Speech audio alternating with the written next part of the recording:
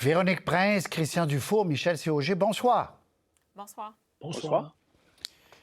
Je vais vous faire entendre M. Trudeau aujourd'hui sur le chemin Roxham. Ensuite, on ira rejoindre notre collègue Romain Schray, qui étudie ça avec minutie depuis des semaines et des semaines, qui va nous raconter un peu les coulisses. Il y avait un bon texte ce matin, les coulisses de la négociation. Mais d'abord, M. Trudeau. Le système qu'on avait mis à Roxham, c'était pour faire l'analyse de gens pour qu'ils puissent rester. Maintenant, on ne va pas avoir à faire le même niveau de processus. Et oui, les gens qui traversent de façon irrégulière en dedans d'une semaine, on va les renvoyer à un poste frontalier. On va continuer de regarder ce qui est nécessaire pour assurer la sécurité de nos frontières et surtout pour démontrer qu'on a un système d'immigration qui fonctionne pour les Canadiens. La question que je crois qu'Hélène avait posée à M. Trudeau, la deuxième partie de la réponse, vous avez entendu, c'est est-ce qu'il y aura davantage de ressources, de GRC, de gens? Parce que là, ils auront un 14 jours. Si quelqu'un traverse, il peut, entre guillemets, se cacher ou peu importe où, pendant 14 jours, on ne pourra plus le renvoyer. Donc, il y a comment tout ça va se jouer? Tour de table, Michel Séauger, je commence avec vous. On en a beaucoup parlé vendredi ensemble. Il y a eu une entente finalement, c'est beaucoup plus clair. Il y a des conséquences qu'il faut gérer, là. Oui, il y a des conséquences qu'il faut gérer. D'abord, si toute la frontière devient un poste d'entrée, ça veut aussi dire qu'il y a des gens qui vont quand même essayer de rentrer. Il ne faut pas croire que parce que le chemin Roxham est fermé, qu'il n'y a pas des gens qui vont essayer d'entrer au Canada illégalement. Alors ça, il va falloir gérer ça. Il va falloir gérer la question des 14 jours. Puis c'est plus compliqué que ça ne me l'air, cette histoire-là. Je ne sais pas trop ce que ça va donner à la fin, mais est-ce que c'était une invitation à se cacher pendant 2 semaines? C'est ça qu'il faut démêler, là. Et d'autre part, est-ce qu'on va vraiment... quels sont les critères à partir desquels on va retourner des gens aux États-Unis? Ça non plus, c'est pas complètement clair. Alors, la procédure est à peu près correcte. On voit c'est quoi les critères, mais comment ça va être appliqué? Le diable se loge là-dedans. Du côté américain, il y a une dame, je ne sais pas si vous avez entendu tout à l'heure, qui aide ces gens-là avant qu'ils ne traversaient au Canada, qui dit on aurait aimé ça avoir un petit 2 semaines parce que nous, on n'est pas tout à fait prêt à ça. Il y a du vrai monde quand même qui sont impliqués. Christian, mais quand même, je ne vous ai pas entendu, vous n'étiez pas avec nous vendredi, sur la nouvelle d'abord de cette fermeture. Vous, c'est ce que vous réclamiez comme d'autres depuis un bout de temps, là. Oui, vous ne serez pas étonné, en fait, de ma satisfaction, mais cela dit, je me suis trompé, parce que moi, je prétendais que s'il y avait une volonté politique, on pouvait fermer le chemin Roxham en 2 semaines, mais je ne pensais pas qu'on pourrait le faire en 2 heures. Mais aussi, je ne savais pas qu'il y a 1 an, qu'il y avait eu une entente surréaliste, en fait, entre le gouvernement canadien et le gouvernement américain sur ce thème-là, qui aurait permis, s'il y avait eu une réelle volonté politique à Ottawa, de fermer le chemin Roxham beaucoup plus rapidement.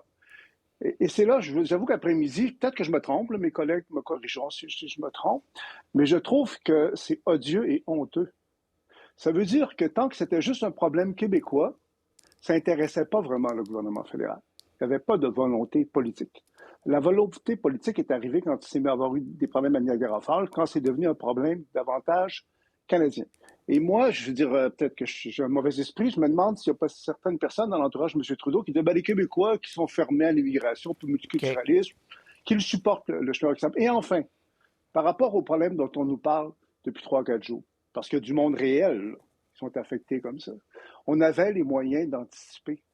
On avait les moyens de planifier. Et ce midi, j'entendais la ministre québécoise responsable de ça, l'émission d'Éric Castonguay, qui elle-même apprenait un tas de choses. Puis écoutez, c'est de la responsabilité du fédéral. Mais ça, je pense qu'il ne faut pas passer trop vite là-dessus. Là. Ça fait depuis 1 an, Ottawa aurait pu le fermer s'il y avait une volonté politique. Okay. Et la volonté politique est arrivée quand ça affectait le reste du Canada. Gardez cette ligne-là, parce que c'est pour ça que Romain est ici, là. Je ne suis pas sûr que c'est tout à fait ça, mais gardez cette ligne-là, c'est intéressant comme question. Véronique, par ailleurs, M. Legault, le gouvernement Legault l'a su vendredi midi que c'était conclu. Mme Fréchette, on va les entendre, tiens, je les ai. M. Legault, Mme Fréchette, qui dit que les 15 000 en retour que le Canada dit vouloir accepter, le Québec dit, nous, on n'en veut pas, là, on en veut 0. On écoute, puis on revient tout de suite, Véronique. Vous avez devant vous un premier ministre du Québec qui est heureux de savoir que ce soir à minuit, enfin, le chemin Roxham va être fermé. Là, je pense que c'est une belle victoire, une très belle victoire pour le Québec. On demande à ce que ces 15 000 personnes additionnelles soient redirigées vers d'autres provinces, considérant que la capacité d'accueil... Le Québec veut zéro des 15 000. Notre capacité d'accueil est déjà atteinte, voire dépassée. Donc, voilà, ces 15 000 personnes additionnelles, il n'y a pas possibilité pour le Québec de les prendre. Oui, je lui demandais même des francophones, parce qu'on parle beaucoup d'Haïtiens. Elle disait non, on n'en veut pas des 15 000. Je vais revenir à ça. Mais Véronique, sur le fond, le Québec, bon, M. Legault, l'utilisation du mot « victoire », a dit c'est une belle victoire pour le Québec. Là, évidemment, passez-moi l'expression, mais le spin, c'était de dire que le fédéral a réagi à la réaction du gouvernement du Québec. Puis d'ailleurs, j'ai l'impression qu'ils veulent surfer sur ce spin-là encore aujourd'hui parce que j'entendais Michel il y a un instant qui disait « Ouais, la mécanique, il me semble qu'il y a beaucoup de détails qu'on n'a pas encore. » C'est vrai. Mais quand je demande justement à l'entourage de M. Legault, est-ce que ça vous inquiète, la mécanique? Ça n'a pas l'air du tout de les inquiéter pour l'instant. Ils continuent de dire que c'est une victoire pour eux. Puis en fait, ils en avaient besoin de ce gain-là, surtout après la question des transferts en santé. Parce que rappelez-vous combien de fois François Legault, avant la campagne électorale, a dit « J'ai besoin d'un mandat fort, j'ai besoin d'avoir une grosse représentation pour après ça aller devant Justin Trudeau, faire des demandes, puis avoir des réponses à mes demandes. » Mais avec les transferts en santé, il n'a pas eu tout ce qu'il voulait. Alors, il avait besoin de montrer qu'il a fait un gain. Et je pense qu'aujourd'hui, ils veulent surfer, comme je disais encore une fois, sur ce gain-là. Peut-être que d'ici la fin de la semaine, ils vont exprimer des inquiétudes concernant la mécanique, mais pas aujourd'hui encore.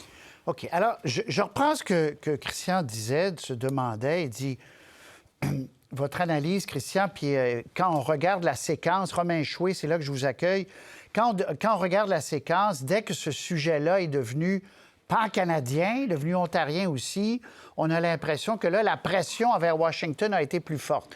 Vous racontez ce matin, Romain, dans votre texte, que depuis 1 an, on avait une espèce d'accord de principe avec les Américains pour étendre à tous les chemins l'accord des tiers pays sûrs, de sorte qu'on pourrait refouler même aux chemins irréguliers Roxham. Alors, pourquoi ça a pris autant de temps, Romain? Je reviens, Patrice, à ce que vous avez dit. Vous avez utilisé le bon terme, accord de principe. Et je reviens encore un petit peu en arrière. C'était en décembre 2021. À côté de vous, Patrice, il y avait Justin Trudeau. Et à ce moment-là, il avait dit on va mettre fin. Moi-même, j'étais allé à Roxham Road quelques jours plus tôt pour faire un sujet sur la réouverture de la frontière, le réseau de passeurs, les taxis, les chauffeurs de taxi qui demandaient beaucoup d'argent et les centaines de personnes qui revenaient. Et à ce moment-là, Justin Trudeau vous avez dit bientôt ce sera la fin des migrations irrégulières. Ensuite, j'ai fait un reportage quelques semaines plus tard disant que le gouvernement canadien avait déjà donné son avis, son opinion au gouvernement américain, disant vouloir étendre l'entente sur les tiers pays sûrs sur l'ensemble de la frontière. Ça a été dès le départ, comme l'entente des tiers pays sûrs en 2002, une volonté canadienne.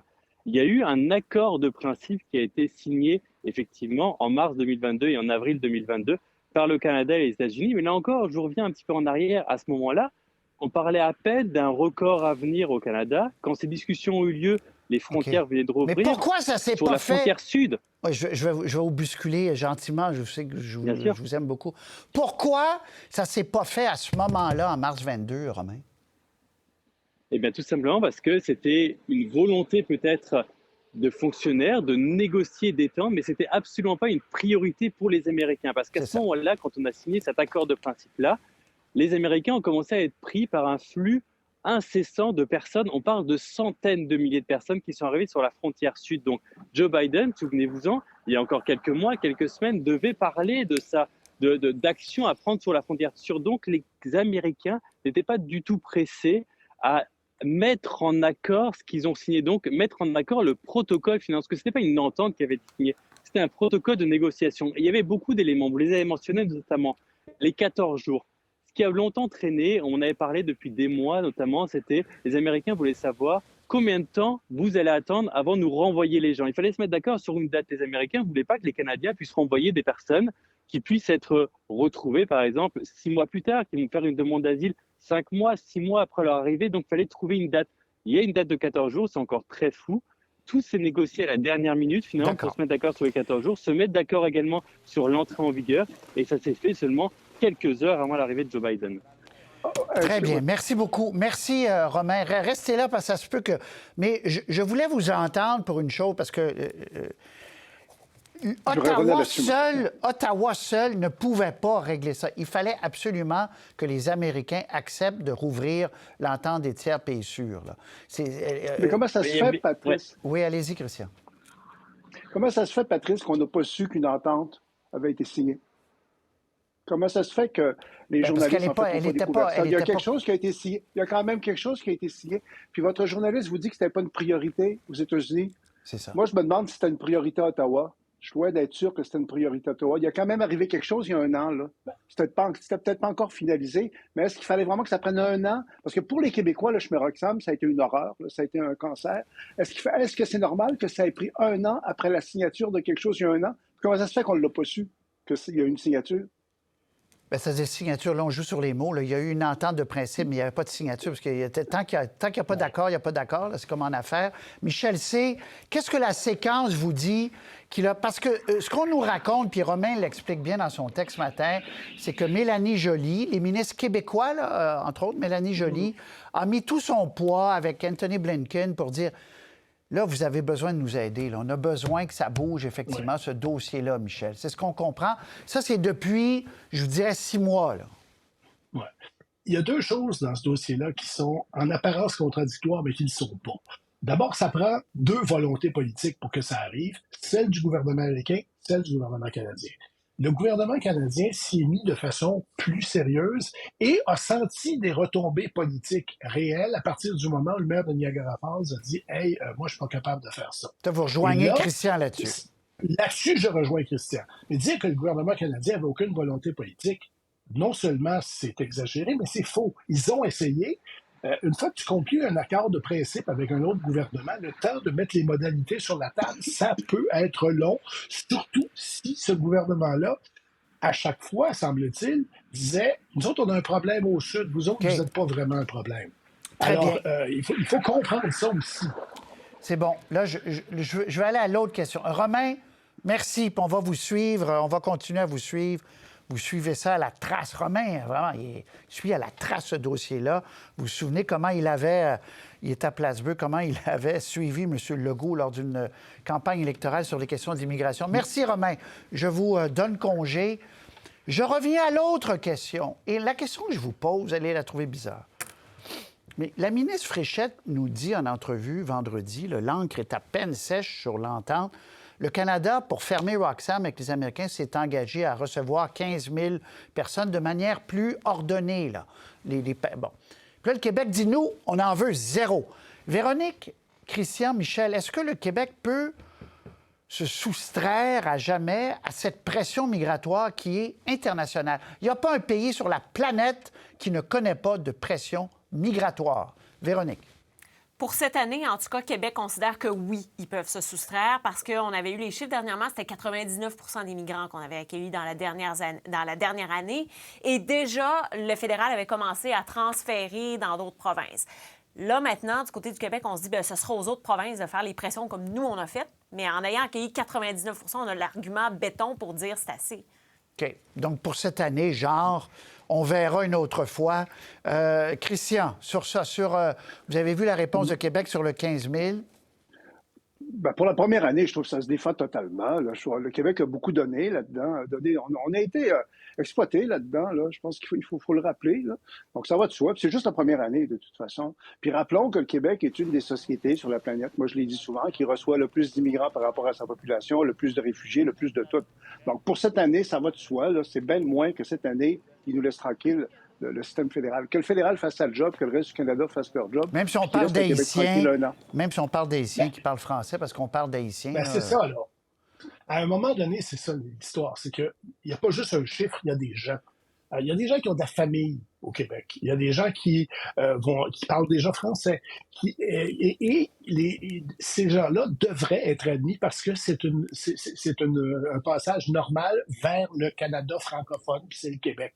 Que le gouvernement du Québec dise « Moi, je ne reconnais aucune responsabilité dans les accords internationaux, puis dans ces affaires-là, puis on a atteint notre capacité, puis check, c'est fini », c'est un peu rapide parce qu'il y a des gens là-dedans, encore une fois, qui ont de la famille, qui parlent français, puis qui seraient parfaitement adaptés à venir au Québec puis à s'intégrer rapidement.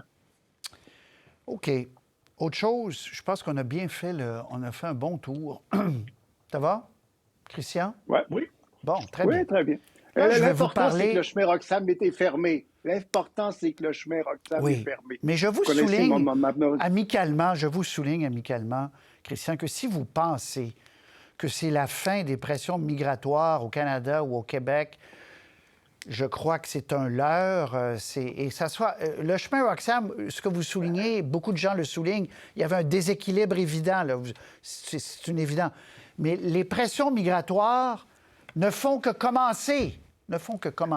Regardez au sud Je ne des suis pas États-Unis. naïf du tout, Patrice. J'ai OK. aucune naïveté par rapport à ça. Très bien. Non, je sais que vous n'êtes pas naïf. Création de Santé Québec. Là, on se dit cette semaine que M. Dubé joue gros, Véronique, parce que là, on annonce que les colonnes du temple vont trembler, dit-il. Il veut de la souplesse dans les conventions collectives, dans les listes d'ancienneté. Il veut dire aux médecins spécialistes, vous allez aller travailler ici et là. Il veut que ça marche mieux. Création de cette agence Santé Québec que vous voyez. Un patron dans chaque hôpital, dans chaque institution. Là, il joue gros. Il faut que ça marche, là, Véronique. Là. Il joue gros, mais auprès de qui? Parce que si vous posez la question à la population, est-ce que ce qui est proposé, ça fait votre affaire? Les gens, tout ce qu'ils veulent, c'est des soins qui fonctionnent. Par contre, si vous posez la question à des associations, des syndicats, c'est là où ça va ruer dans les brancards et ça va devenir une bataille de l'opinion publique. Ça, c'est le gros morceau de la CAQ, non seulement pour cette session-ci, mais je dirais même pour le mandat au complet. C'est une réforme. On va appeler ça un chat, là, même si c'est Voldemort dire que c'est une réforme. C'est quand même une réforme. Puis Christian Dubé et François Legault, au début du mandat, dans les sondages internes, la CAQ se dit, sont encore assez populaires. Ils ont un assez gros capital de sympathie pour perdre des points s'il le faut. C'est le moment ou jamais. Si on le fait pas maintenant, on le fera jamais. Puis si c'est pas eux qui le font, personne ne pourra le faire. C'est un peu la façon dont ils voient les choses. Ouais. Quand je dis que c'est avec les syndicats que la bataille se dessine, je vais essayer de vous faire ça simple, là. Gaétan Barrette avait éliminé les agences de santé. Il avait réduit ça à 34, 6 et CIUS, OK? Dans ces 34 6 et CIUS-là, il y a 4 catégories d'emplois avec une table de négociation syndicale chaque. Ça fait 136 accréditations syndicales, 136 tables de négociation. Avec ce projet de loi-là, Christian Dubé va faire en sorte qu'il y en ait seulement 4. Alors, qu'est-ce que vous pensez qui va arriver quand le maraudage va commencer avec les syndicats? Moi, le spin qu'on me dit, là, c'est que ça se pourrait qu'il y ait même des syndicats qui disparaissent puis qu'il y en ait d'autres qui deviennent plus gros. Bien, ça marche mieux, tant mieux. Si oui, ça mais marche en même mieux. temps, est-ce qu'on est en train de créer une compétition entre les syndicats? Voyez-vous, quand on dit que le feu va peut-être prendre à l'interne, c'est un peu comme ça, mais en bout de ligne, la population va regarder ça en se disant, bien, moi, si c'est plus de soins que je peux avoir, le gouvernement va jouer là-dessus. Là. Monsieur Legault, Christian et Michel a dit, je pense que c'est une entrevue avec la presse la dernière fois, a dit je vais gaspiller du capital s'il faut, mais il faut qu'on fasse quelque chose. Je pense qu'on est rendu là, Christian et Michel. Christian. Oui, c'est très clair. Après le désastre de la pandémie, c'est le moment ou jamais. C'est vrai que pour la population ne croit plus à grand-chose là-dedans, puis je les comprends, ils jugent aux résultats. Mais moi, je suis peut-être même un peu cynique là-dessus, mais je veux dire que je la trouve impressionnante, la réforme prévue par le ministre Dubé. Parce que ça ratisse large, ça s'attaque à certaines vaches sacrées. Puis aussi, ce qui m'intéressait, moi, parce que à l'ENA, depuis très, très longtemps, je m'étais intéressé à la réforme Thatcher en Grande-Bretagne dans le domaine de la santé qui avait été confirmée par Tony Blair. Puis il y a des choses qui ressemblent à ça. Le fait qu'on distingue le ministère qui va s'occuper de la planification des politiques et puis les autres qui vont être dans les agences. Mais comme l'a dit Véronique, là, le facteur qui va être important, c'est les syndicats. Est-ce que les syndicats vont être simplement dans l'opposition, l'opposition va être sur la défensive? Est-ce qu'ils vont continuer à être une partie du problème ou est-ce qu'ils vont vouloir sauter dans le bain et être une partie de la solution? Puis c'est loin d'être évident pour les syndicats parce que le gouvernement et M. Dubé, il va fort là-dedans. Donc moi, je souhaite que ça marche. J'espère que les syndicats vont comprendre que c'est un peu historique, qu'on ne peut plus continuer comme avant au Québec là-dedans. On ne peut plus continuer comme avant. Ce qui me fait penser, Michel, c'est à M. Bouchard qui avait créé ce sommet parce qu'il savait qu'avec les syndicats, ça allait être épique pour le déficit zéro. Ça a été épique, là, mais il a réuni ces gens-là autour d'une table. est-ce que ce ne serait pas le moment d'un sommet au sommet entre les syndicats, le premier ministre, M. Dubé, pour dire est-ce qu'on peut s'arranger pour que ça marche mieux? Michel. Ça serait, j'admire votre sens du pratique, mais je suis pas sûr que c'est très pratique. 136 syndicats, là, ça va être compliqué. L'autre affaire, on n'a pas parlé des médecins. Dire aux médecins que les médecins spécialistes vont aller travailler, ordonner d'aller travailler en région, je suis pas sûr que ça va marcher super bien. Souvenez-vous de la réforme Barrette. Tout le monde, à un moment donné, au tout début, donnait la chance aux coureurs en disant, écoutez, ça marche pas, le système de santé marche pas, on va essayer ça. Très rapidement, ça a été vu comme une affaire de bulldozer et l'appui populaire s'est retiré à la réforme Barrette. Et c'est pour ça qu'il se prend lui-même pour Voldemort. Ils n'ont plus le droit de prononcer mon nom en public ici. Alors, est-ce que la même chose peut arriver à M. Dubé? Est-ce qu'au départ, on va dire « c'est une bonne idée, puis il faut amener les syndicats à plus de flexibilité, puis les médecins aussi, parce que ça va être un gros problème, ça aussi. » Mais est-ce que l'appui public va rester là quand le gouvernement va montrer des dents un peu, lui dire « Hey, on s'en va par là ». C'est ça qui a nuit et qui a mis à mal la réforme Barrette. La même chose peut arriver une autre fois. Bon, lui, oui, rapidement. Mais est-ce qu'on est capable de faire des réformes encore au Québec? C'est la question qui se pose. Là, Très bien. On va se laisser là-dessus. Système public et parapublic. On va se laisser là-dessus, j'ai plus le temps. Il faut faire des réformes, là. Et on va en parler mercredi. On va en reparler mercredi et on espère avoir le ministre. Merci. Puis je vous réinviterai parce que c'est un sujet important qui touche les gens. Est-ce qu'on peut faire les choses plus simplement? Bon sang. À bientôt. Bonne soirée. Merci. Pour voir nos émissions en entier, rendez-vous sur la chaîne ICI RDI.